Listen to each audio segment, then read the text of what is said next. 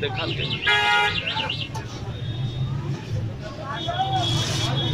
ਉਹਨੂੰ ਕਰਨਾ ਨੇੜੂ ਕਰਨਾ ਉਹ ਕਰਨਾ जी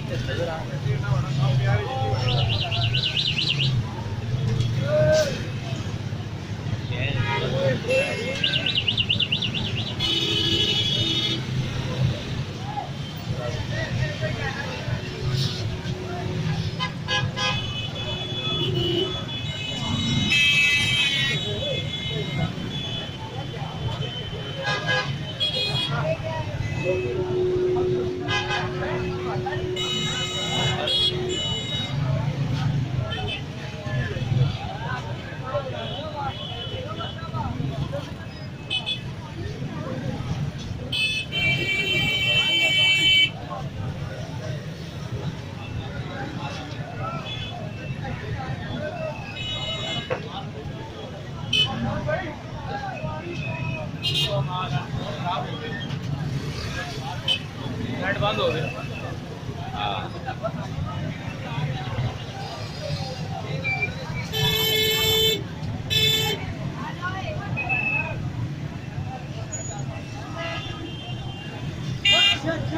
क्या हुआ है भाई और टेलीफोन की एक्सचेंज